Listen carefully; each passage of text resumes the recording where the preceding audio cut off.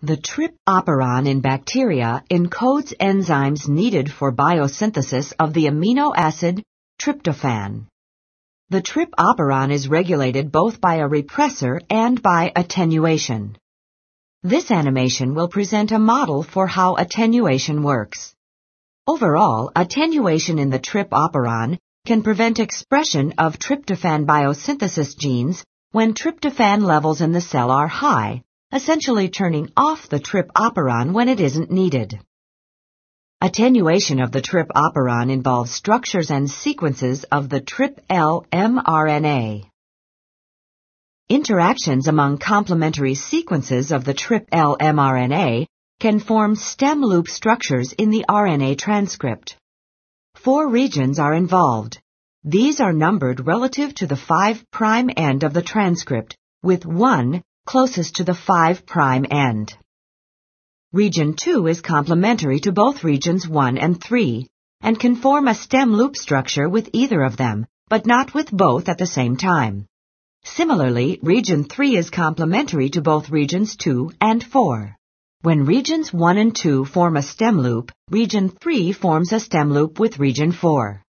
Immediately following region 4 is a uracil-rich sequence called the attenuator.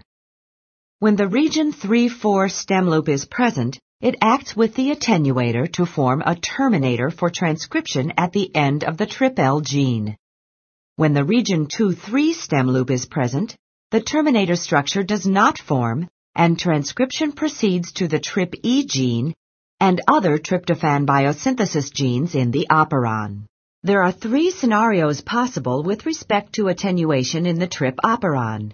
If transcription is occurring alone in the absence of translation, then the TRIP-L mRNA will take on its most stable conformation. In that form, the region 1-2 and region 3-4 stem loops form, and transcription is terminated at the end of the TRIP-L gene. The other 2 scenarios involve translation coupled with transcription. The difference between these 2 scenarios depends on whether or not the ribosome gets stalled in the region 1 area. 2 adjacent tryptophan codons in region 1 determine whether or not stalling will take place there. If tryptophan levels in the cell are low, then tryptophan transfer RNA levels will also be low. This will cause the ribosome to pause at the 2 tryptophan codons as it waits for tryptophan transfer RNA.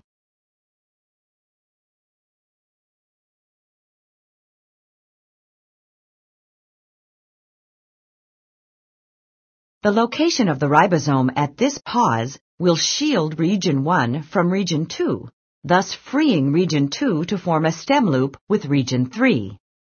Since this prevents the formation of the region 3-4 stem loop, transcription is allowed to proceed into the tryptophan biosynthesis gene in the operon. If tryptophan levels in the cell are high, then the ribosome will not get stalled at the tryptophan codons in region 1.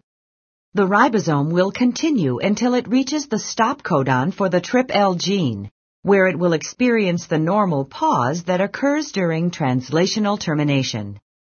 While paused at the stop codon, the ribosome will physically block region 2 from interacting with region 3. Thus, the region 3-4 stem loop will readily form, leading to termination of transcription before the tryptophan biosynthesis genes are reached.